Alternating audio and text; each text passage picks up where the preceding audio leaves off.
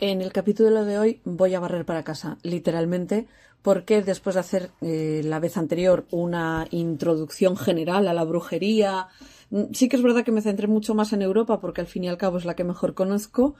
Hoy ya directamente voy a barrer para casa, porque vamos a hablar sobre las sorgiñak, que como sabéis es como llamamos en Euskal Herria a las brujas. Es uno de los 5 tipos de brujas / personajes mitológicos que utilicé para darles trasfondo a los calendarios de Adviento de este año, junto con las trementinaires catalanas, las encorujas de Extremadura, las meigas gallegas y las xanas de Asturias y Cantabria, o anjanas también, que es como se las conoce, aunque las xanas técnicamente son un ser mitológico, no una bruja. Pero bueno, esto como ya sabéis que es un Juan Palomo y yo me lo guiso, yo me lo como, pues hago lo que me da la santa gana y si no me llevo los categories. Así que bueno, vamos a hablar sobre las sorgiñak, que deriva, sorgiñak es el plural de la palabra singular sorguiña, que deriva de sorguín, que puede tener etimológicamente algo que ver con alguien que crea cosas. Sortu, guin es un sufijo que se utiliza en el euskera como alguien que hace. Oquiña es el que hace el pan. Armaguiña es el que hace las armas. Pues sorguiña es la que crea cosas, por decirlo de alguna manera. Otra de las opciones etimológicas de la palabra dice que viene de la palabra sorte, que significa suerte y que puede estar relacionado con echar las cartas, predecir el futuro, etcétera, etcétera. Yo me voy a poner mística, me gusta más ese significado de creadora de cosas. Dentro del corpus mitológico vasco se las considera asistentes de la diosa Mari. En este capítulo hablaré durante un rato también sobre la diosa Mari. Y como ya os he dicho, algunos las califican de sacerdotes o sacerdotisas de la diosa Mari, haciendo que sea difícil distinguir entre las mitológicas y las reales. Hay de todo, o sea, según qué autor utilices como referente, son gente del pueblo que simplemente sabía de hierbas y de algunas tradiciones antiguas, etcétera, etcétera, y luego hay intentos de reconstrucción de la mitología vasca, porque sinceramente perdimos gran parte de la mitología vasca con la cristianización y la romanización y demás.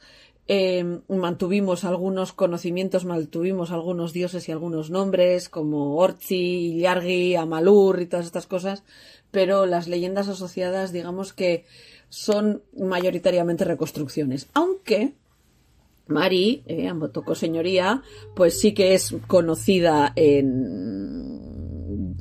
durante mucho tiempo. Yo os hablé en el capítulo anterior que mi bisabuela estaba convencida de que había visto a Mari. A veces en este corpus mitológico las sorgiñak son confundidas con las lamiak, que es un personaje mitológico más parecido a una ninfa, que es una mujer con pies de pato. Es uno de los disfraces que tengo pendientes. Este año intenté hacerlo en Halloween, pero no me salieron bien los pies de pato.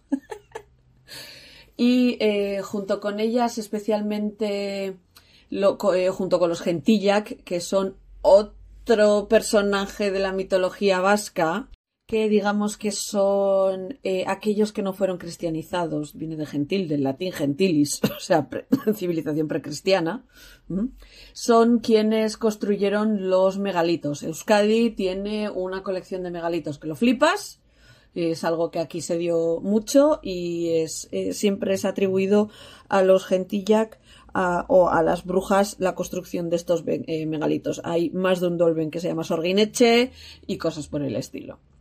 Y tradicionalmente, y es por la que muchos lo conoceréis a las brujas, solían participar en aquelarres. Aquelarre es una palabra que digamos que en euskera ha sido asociada como el Sabbat de las brujas, que era el día que se juntaban las brujas, una fiesta de brujas, una reunión de brujas o lo que sea, y mucha gente cree que viene del prado que está delante de la cueva de Zugarramurdi, que se llama aquelarre. Aquer significa macho cabrío, no vamos a utilizar la palabra que suena como un insulto, significa macho cabrío, y larre es prado. Se decía que estas reuniones solían ocurrir los viernes por la noche y que además de Aker podían aparecer allí Mari o Sugar. Sugar es el consorte, a veces sirviente, a veces de Mari, no nos ponemos de acuerdo según las fuentes, que tiene forma de serpiente muy grande y se solían juntar para crear tormentas. Mari y Sugar. De hecho, si oís, una de mis canciones favoritas en euskera es Mari, de Sutagar. Si no os gusta el heavy metal y el thrash metal, os va a sonar a puro ruido, pero bueno, Sutagar son de mi pueblo, ¿vale? Es un grupo de heavy metal de mi pueblo, y una de sus canciones más famosas es Mari, está dedicada a Mari, y hacen mención en la canción precisamente a esto, ¿no? Que algunos viernes por la noche Mari y Sugar se juntaban en alguna de las cuevas sagradas de Mari, entre ellas la que está en Amboto, y cuando estaban juntos engendraban tormentas. Dentro de lo que son las referencias, historietas y cosas que contamos sobre las brujas, algunas de ellas tienen que ver con los hechizos que utilizaban ellas para volar y los ungüentos que utilizaban para volar y demás. Una frase muy habitual asociada a las brujas vascas que probablemente todos los niños que hemos crecido en la Ikastola hemos oído es laño guztien azpitik, sasi guztien gainetik, ¿no? Que significa por debajo de las nubes, por encima de las zarzas. Hay distintas variedades dependiendo cada uno de qué zona de Euskadi sea, incluso de qué versión del euskera hable, ¿no? El euskera ya sabéis que tiene como subdialectos que se llaman euskalkiak en euskera, y depende de dónde seas pues se dice de una manera o de otra, ¿no? Ese laño guztien azpitik, sasi guztien gainetik. Y de hecho una de las historietas más habituales es que una bruja que no sabe lo que hace, normalmente suele ser un hombre, además porque espía a las mujeres e intenta seguirlas a la aquelarre, dice el hechizo al revés. En vez de bajo las nubes y sobre las zarzas, dice bajo las zarzas y sobre las nubes. Entonces, en ese caso, pues llega a la aquelarre, pero llega bastante tocado y jodido. Un pequeño inciso para pedir perdón por las toses. Estoy intentando darle al pause constantemente cuando me va a dar un ataque de tos, pero estoy superando un trancazo. Me he quedado con la tos para no perder la costumbre. Entonces, si veis que mi voz hace cosas raras, es porque estoy intentando o contener un estornudo o contener una tos. En otras zonas, Vizcaya, suelen decir muchas veces es gehala, va gehala, amala humilla, hemen gehala, que es como no somos, sí que somos, nos hemos juntado 14.000. Otra de las cosas que se les atribuye mucho a las brujas vascas y a la propia Mari es que se transforman en animales. El animal en el que más comúnmente se transforman las brujas vascas son los gatos negros. O sea, asociar gato negro con bruja en Euskadi va mano a mano. Como si sois oyentes de hace mucho tiempo del podcast, sabréis que una de las leyendas que más me gusta a mí tiene que ver con una hilandera y un gato negro. Muchas veces estas brujas en forma de gato se dedicaban a incordiar a mujeres pías y católicas que no querían ir a la aquelarre. Y una de las versiones de la leyenda que os conté del gato negro que se le aparecía a la mujer que estaba hilando a la lumbre del fuego cuando toda la familia se había ido a la cama, una de las versiones dice que la gata estaba intentando reclutar a la mujer para que fuera con ella a la aquelarre. Como ya sabéis en esa historia, después de un par de noches de pasarlo muy mal por culpa de este gato que se le aparecía en el alféizar de la ventana, la mujer de la casa habla con su marido le dice que esté tranquilo, que la noche siguiente se quedará él. Él se viste con todas las ropas de su mujer y se pone a hilar, y cuando aparece el gato enseguida se da cuenta de que no es la mujer y habla y le dice gizona eta iruten, o sea, hombre y hilando. Hilar era un trabajo exclusivamente femenino, hilar en este contexto de hilar en casa, el lino de casa, etcétera, etcétera. Era un contexto eminentemente femenino. Los hombres estaban totalmente excluidos de este tipo de hilado. Y cuando la gata le dice un hombre haciendo trabajo de mujer, lo que contesta él es katúa berbetan, o sea, un gato hablando. Y entonces coge, le pega con el atizador del fuego, y lo hiere, y al día siguiente se encuentran con que la vecina del caserío de al lado, que es una señora mayor, etcétera, etcétera, pues aparece cojeando y dolorida, etcétera, etcétera. Si os acordáis del capítulo anterior, muchas veces aquellas personas que solían ser acusadas de brujería solían ser precisamente mujeres mayores, que vivían solas, que vivían un poco al margen de lo que era el resto de la sociedad. En Euskadi no íbamos a ser menos con este tipo de prejuicios. Los documentos inquisitoriales, que en gran parte personalmente siempre he dicho que son auténticas fantasías y delirios de señores con mentes muy retorcidas, describen las horrorosas prácticas de las brujas como comer niños o envenenar gente. Pero curiosamente las leyendas populares no hablan de esto. Las leyendas sobre las brujas en Euskadi no hablan de comer niños y envenenar gente, sino que hablan de besarle el culo al diablo o los genitales de Akerbelts, o ocasionalmente cargarse una cosecha y andar molestando a mujeres pías y modestas y demás, como ya os he dicho, normalmente en forma de gatos, alguna vez excepcional en forma de otro animal, pero generalmente los gatos negros van por saco. Y porque a las brujas vascas les gustaba mucho untarse el cuerpo con ungüentos para volar que contenían plantas enteógenas, especialmente ciertos tipos de solanáceas que se dan por aquí, que les ayudaban a volar para ir y volver del aquelarre. Estamos hablando de ungüentos hechos con plantas alucinógenas, belladonas y de este tipo de cosas. A lo largo del País Vasco hay muchísimos sitios asociados con las brujas. Muchas veces están asociados con la propia Mari o con otros personajes mitológicos, pero casi siempre son o lugares donde se han hecho aquelarres, o sitios donde se reunían brujas, o fuentes de brujas y cosas por el estilo. Tengo una lista que no es exhaustiva, pero os voy a contar al menos algunos. Si vivís por Álava, podéis ir en Aramayona, que está relativamente cerca del Gorbea y demás. Se dice que en la zona de Gorbea hay un lugar en el que se hacían aquelarres. Una mujer de Maeztu, Margarita de Jauri, fue una de las víctimas de ser una de las acusadas de ser parte del aquelarre de Zugarramurdi. Luego os hablaré de lo que es el caso de las brujas de Zugarramurdi dentro de este mismo capítulo, ¿vale?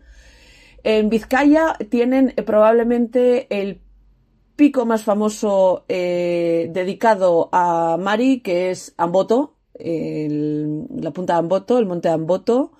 Mari, uno de sus sobrenombres es Amboto Cosorguiña, la bruja de Amboto, o Amboto Kodamie para los vizcaínos. En mi familia, Amboto Coseñoría, la señora Amboto, etcétera, etcétera. Que siempre se ha dicho que su hogar es una cueva que es de muy difícil llegar andando, por no decir que es imposible llegar andando, que se llama Sorginkova, que es la cueva de la bruja, que está, creo que queda debajo de lo que es el pico. Hace 2 años me arrastró mi hermano monte arriba, Amboto arriba, me quedé a 2 metros de la cima porque a mí me daba mucho miedo aquello, ¿vale? O sea, tenía que pasar por alrededor de una roca, era caída para un lado, caída para el otro, y dije yo aquí me quedo. Según el GPS estábamos en la cima, nos dimos media vuelta. Sitios como Durango han tenido procesos de brujas, porque en Durango también se dio digamos que un punto de la herejía beguina. De esto ya os hablaré otro día porque no tiene que ver con las brujas y demás, pero son cosas interesantes, en la que se quemaron a 13 personas. Y en los siglos XVI y XVII hubo varios tribunales de la Inquisición en el pueblo de Durango.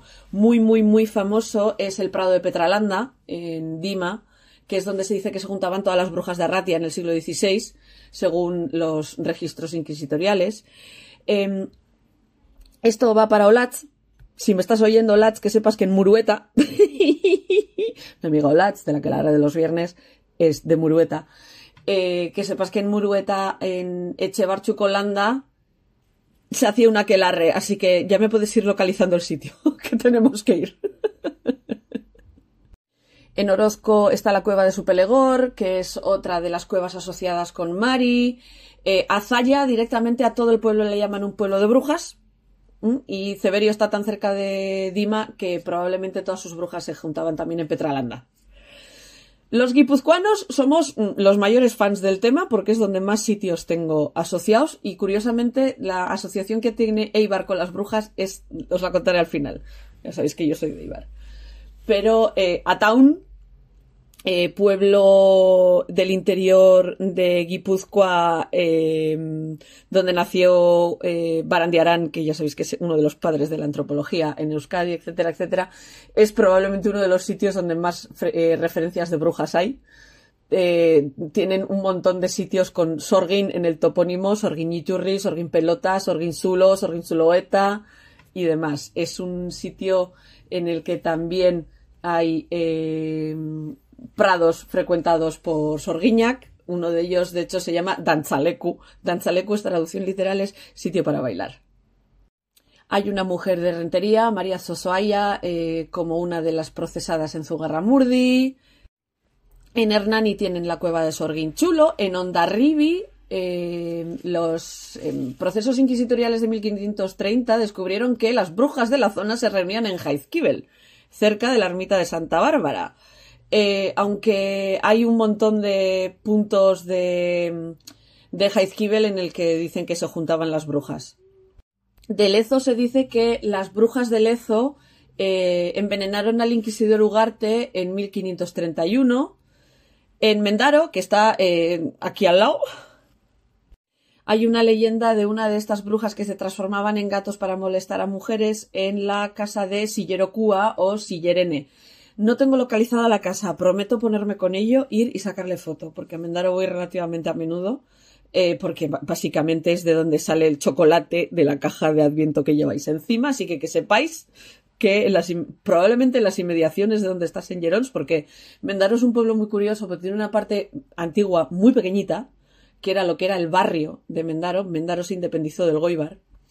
Y el lado nuevo, que es donde está el hospital, la parada del autobús, la parada del tren, etcétera, etcétera, que es el lado nuevo. Pero en el lado antiguo estará la casa de Sillerokua, y os prometo que la busco.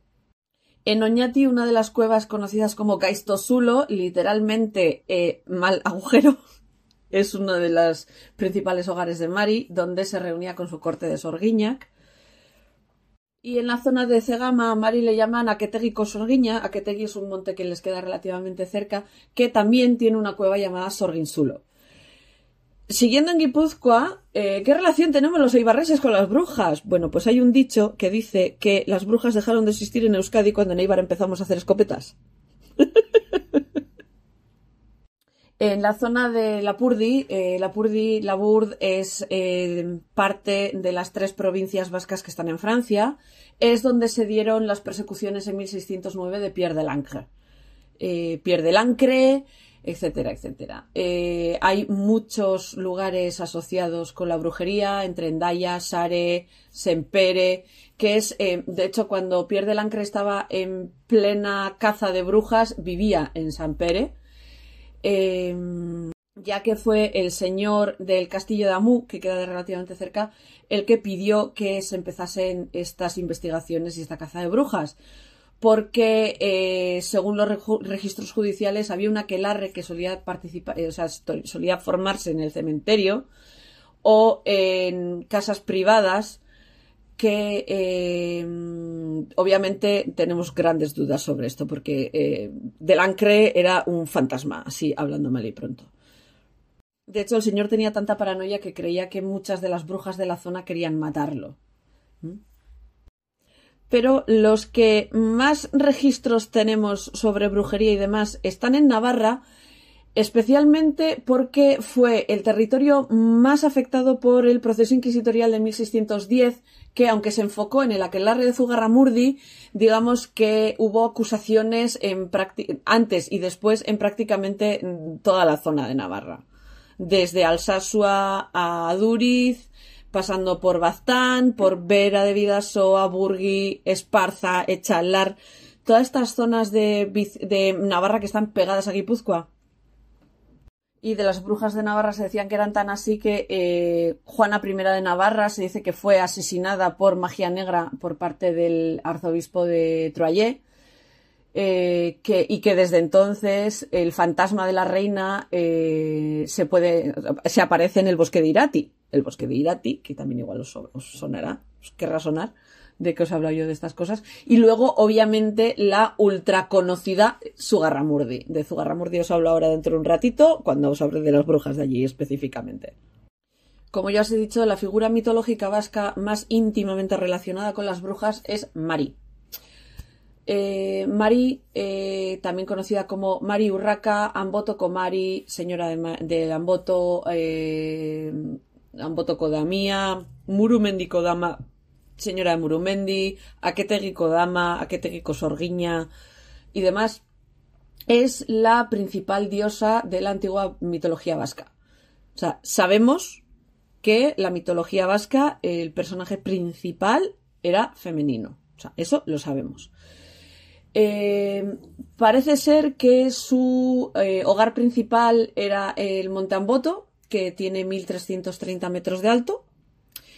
La subida prácticamente hasta 1 kilómetro antes de la cima es súper fácil, y si algún día queréis hacerlo, dejáis el coche en el santuario de Urkiola y tiráis para adelante. Es un camino súper ancho sin ningún problema. El problema es cuando llegas a la falda de Amboto, que es karst, y no hay camino.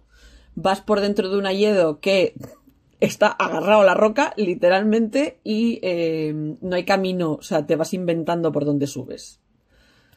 Es una subida interesante, pero no es para alguien que no haya andado nunca en el monte. O sea, yo fui cuando estaba en muy buena forma y iba con mi hermano, que tiene el culo pelado de andar subiendo y bajando montes. Sola no se me hubiera ocurrido ir nunca.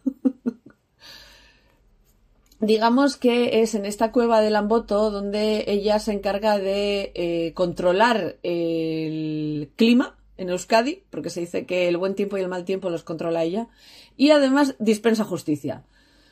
Cuando Amboto está nublado, se suele decir que Mari ha vuelto a casa, a la cueva de la señora, y cuando Amboto está despejado, se dice que ella está en alguna de sus otros lugares de donde vive.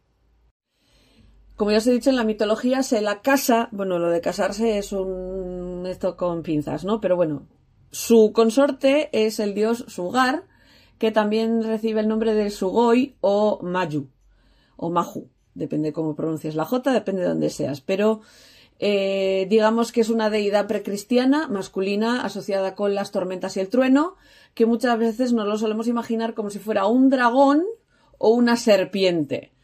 Si habéis visto Irati de Paul Urquijo, aparecen Mari y Sugar en un momento dado. Y la representación de Mari me encanta. No voy a echarme flores, pero enseñé yo a hilar a la actriz. Así que por Dios, id a verla. La peli mola mogollón.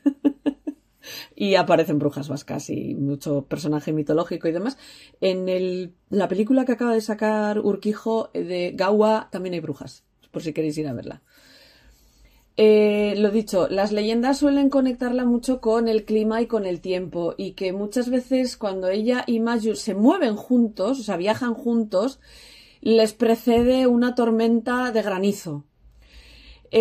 Cuando cambia de cueva, cuando cambia de sitio en el que vive, se suele decir que o llegan las lluvias o llega una sequía. Y dependiendo en qué cueva está, sabremos que tendremos un tiempo seco o un tiempo húmedo. Húmedo cuando están en Amboto, seco cuando está en algún otro sitio. ¿En cuál? No nos ponemos de acuerdo. Solo tenemos muy claro lo del Amboto. El resto de los sitios, pues eso, puede ser el abismo de Murumendi, la cueva de Gurrutxegorri que está en Ataun, en el propio Izgorri, en Aralar. Es que nos la repartimos por un territorio que no es muy grande, pero somos bastantes. Y claro, tenemos además el problema añadido de cuáles son las leyendas primigenias y cuáles son historias posteriores, porque no tenemos registro escrito de todo esto, ¿vale?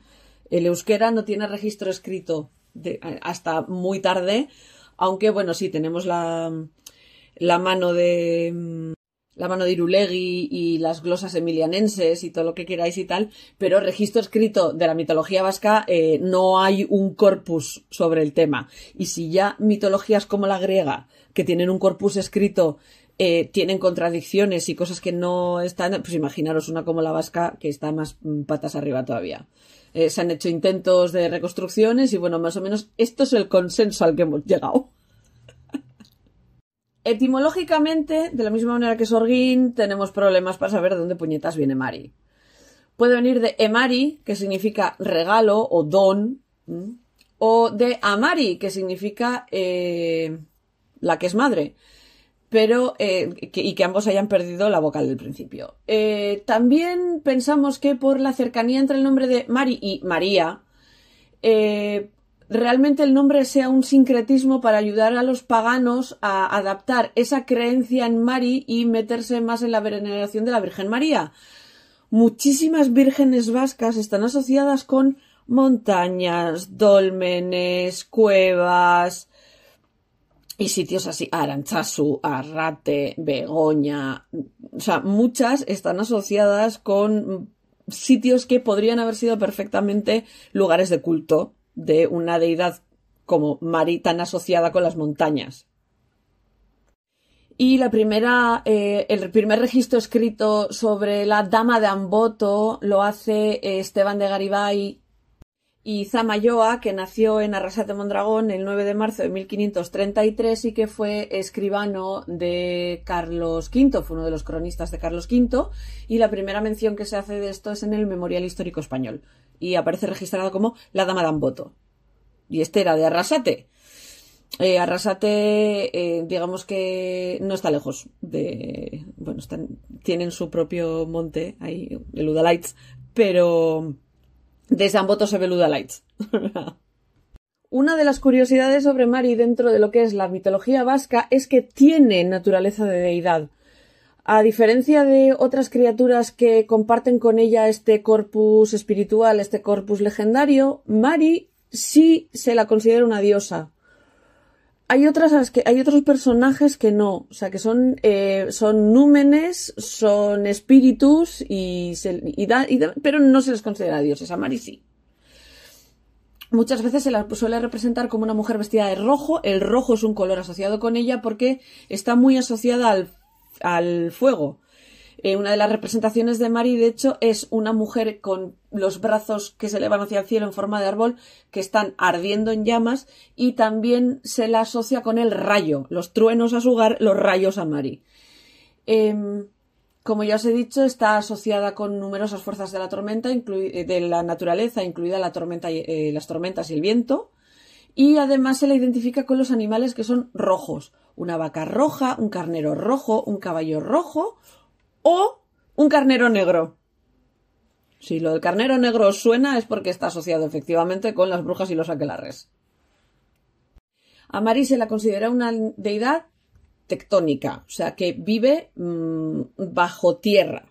No es una deidad que viva sobre la tierra, vive bajo tierra, vive en cuevas, en lo alto de una montaña, pero en cuevas, y tanto ella como su consorte, como ya os he dicho, se juntan los viernes, que también es el día en el que se juntan las brujas en el aquelarre, para concebir tormentas, que estas tormentas pueden ser o un desastre para la tierra y la gente, o símbolo de fertilidad, dependiendo de la cantidad de agua y de la cantidad de granizo.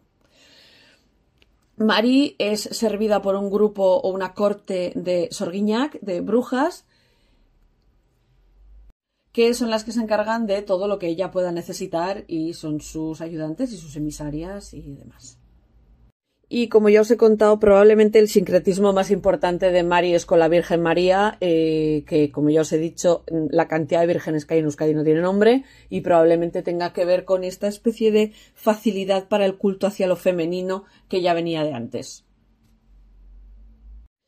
Y para terminar con este capítulo os voy a hablar de los procesos contra las brujas vascas, que no es lo mismo que con los procesos contra las brujas navarras, aunque Zugarramurdi no esté en Euskadi técnicamente, vamos a hablar de ellos. Los procesos de brujería vascos en el siglo XVII representan el último intento de extraer y eliminar la brujería que asolaba al País Vasco, según la Inquisición española. Después de una serie de episodios que habían aparecido en el siglo XVI, al final de unas operaciones militares que tenían que ver con la conquista de la parte española de Navarra hasta 1524. Muy influenciadas también por las persecuciones de Pierre de Lancre en Labourd. Este proceso inquisitorial contra las brujas vascas empieza en enero de 1609 en Logroño, que, aunque no es Euskadi, está aquí al lado. Y, como ya os he dicho, fue muy influenciada por las persecuciones de Pierre de Lancre en Labourd, en el País Vasco francés. Aunque se ejecutó a una cantidad bastante pequeña de gente en comparación con las grandes persecuciones de Europa, se considera la más grande de estos eventos en este país de esta forma porque se investigaron hasta 7.000 personas. O sea, la Inquisición, para cuando consiguieron terminar con este caso, interrogó a 7.000 personas. Y aunque murieron pocos, 7.000 interrogados es una burrada para aquella época. Como ya os he dicho, Logroño, capital de La Rioja, fue el punto en el que se estableció el tribunal inquisitorial responsable del Reino de Navarra y de las provincias de Álava, Guipúzcoa, Vizcaya, La Rioja, norte de Burgos y Soria. Digamos que, como pasaba en casi todos este tipo de procesos de brujería, aquellas personas que fueron acusadas de brujería eran predominantemente mujeres, aunque este tribunal también tuvo en su objetivo a niños y hombres, incluyendo algún que otro sacerdote, que fueron encontrados culpables de curar con nóminas, que eran un tipo de amuletos que llevaban los nombres de santos, como escapularios y este tipo de estampitas y estampillas y este tipo de supersticiones. La primera fase termina en 1610 con la declaración de un auto de fe contra 31 de los acusados, 5 o 6 de los cuales fueron quemados hasta la muerte, incluida María de Arburu. 5 de estas personas fueron incluidas en la declaración de manera simbólica porque murieron antes de este auto de fe. Un auto de fe, para los que no os acordéis, es una especie de penitencia pública ritualizada que se inventó para condenar a herejes apóstatas y judíos especialmente, algo impuesto por los españoles y por portugueses y demás, y especialmente se vivieron mucho en Latinoamérica también. Pero eso, que en un auto de fe, pues la gente se declaraba culpable y hacía expiación y era todo un teatrazo y demás, pero que sepáis que en algunos eso, se ejecutaba gente. Y en este caso, en este auto de fe, murió gente. Y eso, María de Arburu es una de las 6 personas que murieron en estas... Ejecutadas, perdón. No murieron más, pero ejecutadas. Ejecutar solo se ejecutó a 6, una de ellas era María de Arburu. Después de este auto de fe, el proceso se suspende hasta que los inquisidores puedan reunir más pruebas y más evidencias de lo que ellos creían que era un culto de brujas muy extendido por toda la región vasca. Alonso Salazar de Frías, que más tarde recibiría el nombre de el abogado de las brujas, en aquel momento era un abogado que estaba en entrenamiento, ¿vale? No era abogado, o sea, estaba estudiando por ello y inquisidor junior. Que le cayó el marrón de examinar todas estas pruebas y demás en profundidad. Armado con un edicto de gracia, que lo que es un edicto que permite prometer el perdón a aquellos que se autoinculpen voluntariamente y que denuncien a sus cómplices, digamos que viajó por toda la zona de influencia de este culto de brujería durante el año 1611. Se quedó especialmente en la zona de Zugarramurdi, que en aquel momento estaba en la frontera entre Francia y España, bueno, sigue estando en la frontera entre Francia y España, donde hay una cueva atravesada por un río, conocido como Infernuco Erreca, que es el riachuelo del infierno, que digamos que era famoso por ser un sitio donde se reunían brujas. De hecho, a los vascos nos gusta tanto este tema que a día de hoy seguimos seguimos asociando la cueva y Infeño Correca con la cueva de Zugarramurdi y Infeño Correca con las brujas y demás. Claro, ¿qué es lo que pasa? Que si a ti te prometen que te van a perdonar si te autoinculpas y denuncias a los demás, pues hubo un mogollón de denuncias. Frías al final consiguió volver a Logroño con las confesiones de casi 2.000 personas. 1.384 eran niños entre las edades de 7 y 14 que implicaban a otras 5.000 individuos. La mayoría de 1.802 personas se retractaron de lo dicho ante Frías y atribuyeron sus confesiones a la tortura. Digamos que la información reunida ocupaba unas 11.000 páginas en total y solo 6 de las 1.802 personas que mantuvieron sus confesiones dijeron que habían vuelto a estos aquelarres y a estas reuniones.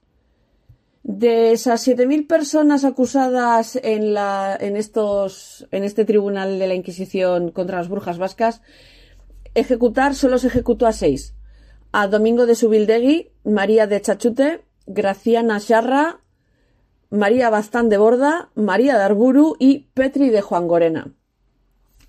Se les condenó a ser ejecutados por la Inquisición porque se negaron a confesar repetidamente, no se arrepintieron de nada, no pidieron clemencia, a pesar de ser acusadas de varios actos de brujería y por varias personas diferentes, y fueron asesinados quemándolos en la estaca en una pira, quemados vivos, vamos, junto con las efigies de 5 personas más que habían muerto en la prisión antes de la ejecución en Logroño el 1 de noviembre de 1610.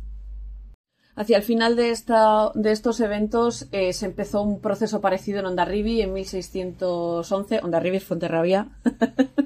Digo, porque a veces digo los nombres de las ciudades y de los pueblos en euskera y luego digo, uy, igual alguien no lo sabe. Hondarribia, Fuenterrabía, ahí en la frontera con Francia, que está a unos 35 kilómetros de Zugarramurdi y a 19 de San Juan de Luz, que habían sido los puntos calientes de las acusaciones de brujería contra brujas, mujeres, acusadas de utilizar hechizos sobre criaturas vivas y de juntarse en aquelarres en Jaizkibel, lideradas por el demonio en forma de macho cabrío, que en la mitología vasca conocemos como Akerbeltz. Los hombres de la región de Bidasoa solían estar ausentes en aquella época porque muchos de ellos se dedicaban a la caza de ballenas en Terranova y toda esa zona. Entonces las mujeres solían quedar solas. Muchas veces los únicos que se quedaban con ellas eran sacerdotes, gente muy mayor y niños por periodos muy, muy largos de tiempo. Y claro, las mujeres se organizaban ellas solas.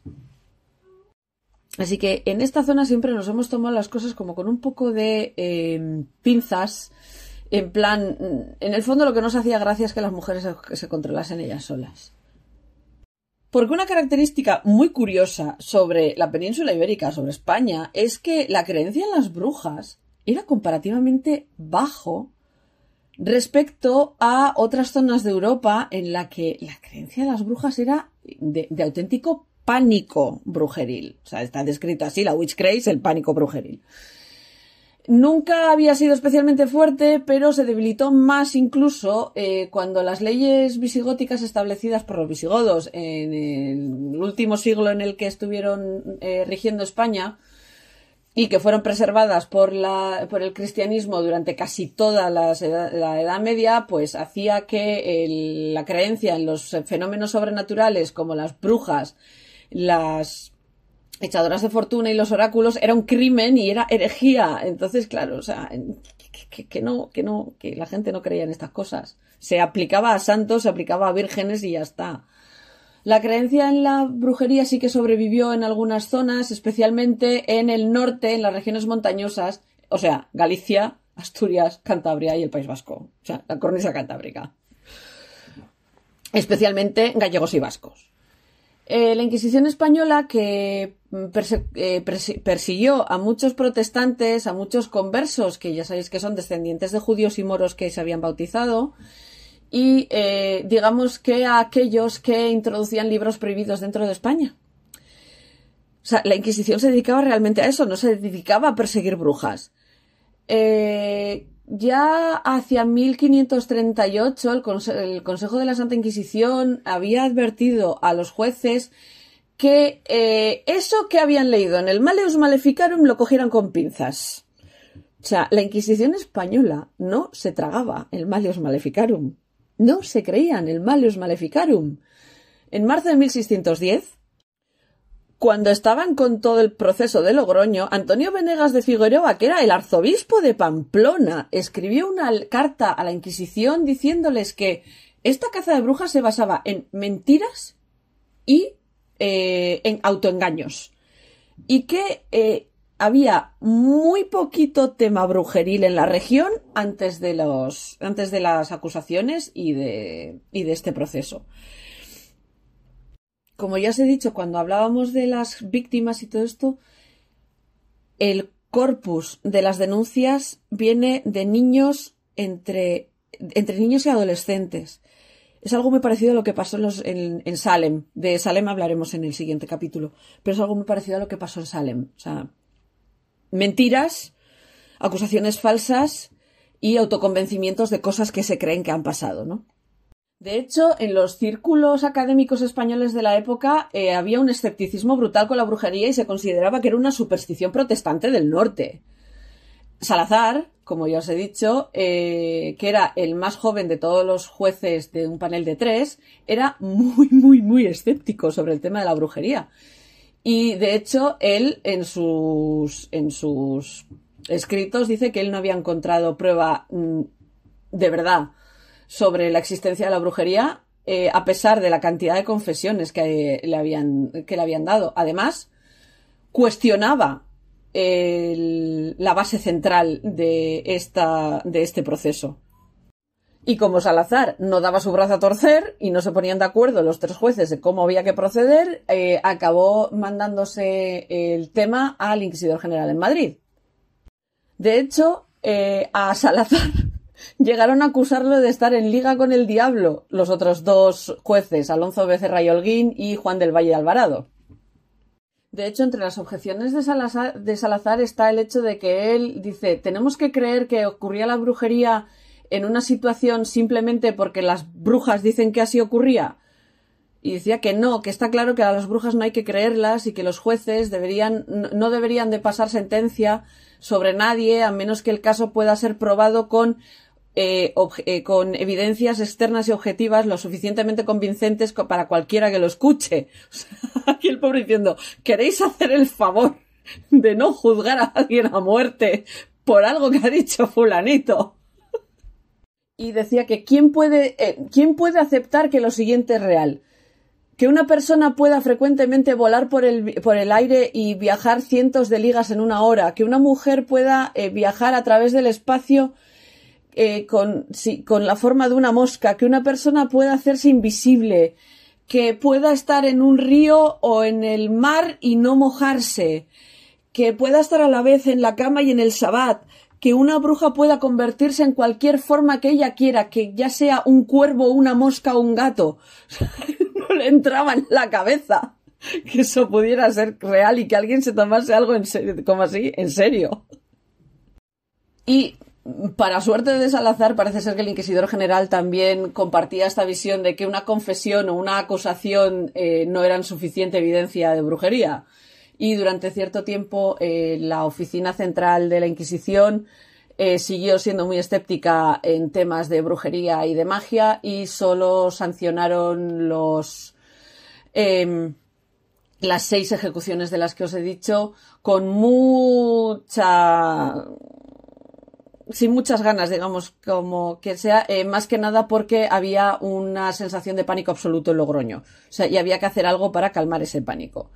En agosto de 1614, se dijo que todos los juicios que estaban pendientes en Logroño tenían que se sobreseían, se dejaban de investigar, y digamos que buscaron reglas más rigurosas y nuevas para volver a llevar las brujas a la estaca en España, y que la práctica desapareció de un plumazo, como quien dice, muchísimo antes que en los países protestantes.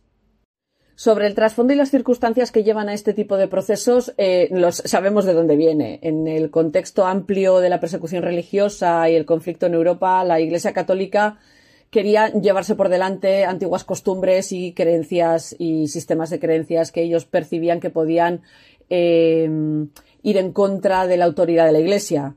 Este tipo de cazas de brujas católicas tenían que ver más con eliminar las antiguas tradiciones y reafirmar su poder que una creencia real en la brujería como tal. Metían dentro del totum revolutum de la brujería a cualquier creencia pagana. Lo que se llamaban sabbat y aquelarres, digamos que podían ser simplemente reuniones que estaban fuera del alcance de las autoridades tanto civiles como religiosas, y eso no les gustaba. Como ya os he dicho, en la zona de Hondarribia estamos hablando de una zona en la que la presencia de los hombres era mínima, porque la mayoría de ellos estaban cazando ballenas en Terranova. Y mandaban las mujeres, y las mujeres pues no les apetecía reunirse en la iglesia y preferían juntarse a reunirse comiendo, bebiendo, hablando, bailando, porque aquí en carajo no le ha gustado bailar y a un vasco le gusta más una romería con tonto un lápiz. Y estas romerías muchas veces duraban toda la noche. ¿Y dónde se hacían? Joder, pues donde había sitio, en la cueva que está al lado del pueblo, en el prado que está por ahí al lado. Que también es verdad que pues, es bastante probable que se consumiesen sustancias pues un poco problemáticas, pues como en una fiesta a día de hoy. Y claro, obviamente eso es algo que va en contra de la disciplina, la austeridad, la modestia y demás católica. Y bueno, ya sabéis que aquelarre es una palabra que os hemos prestado los vascos al resto, que tiene que ver, que ya os he dicho cuál es el significado, que es el prado del macho cabrío,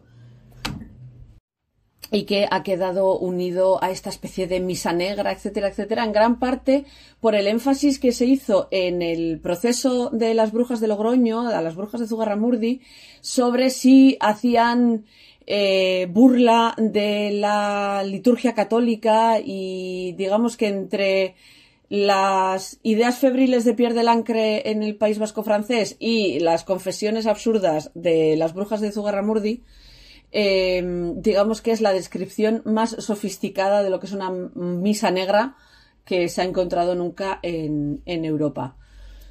Si alguna vez vais de visita a Zugarramurdi, es súper bonita esa zona, o sea, merece mucho la pena visitarla, es súper bonita la zona. Id al Museo de la Brujería, está súper guay, está súper bien musealizado, es muy interesante. Está en el camino, de hecho, de donde están la Cueva de las Brujas y el Prado de Aquelarre y Infernio Correca y todo esto. Y es un sitio donde se rinde homenaje a las víctimas de estos procesos. Y bueno, luego ya hay una peli de 1984 de Pedro Olea que se llama Aquelarre. Más tarde se hizo otra película que también se llama Aquelarre. Hace unos años estuve yo también echando una mano de asesora, que también tiene el mismo título. Y luego, pues así, si sois fans de True Blood y vais a decir, miren, ¿de dónde viene este non sequitur? True Blood, ya sabéis que es una serie de vampiros de HBO, pero en la temporada 4 hay una bruja inventada que tiene que ver con el proceso de Logroño en 1610. O sea, iros a mirar esto, porque es el espíritu de una bruja de aquella época posee a una bruja actual que decide vengarse de los vampiros. Es un delirio de historieta, pero si os apetece verlo, pues podéis echarle un ojo a eso también. Y nada, espero que os haya resultado interesante este capitulillo de hoy. En el siguiente hablaremos de las brujas de Salem y de los procesos de Salem.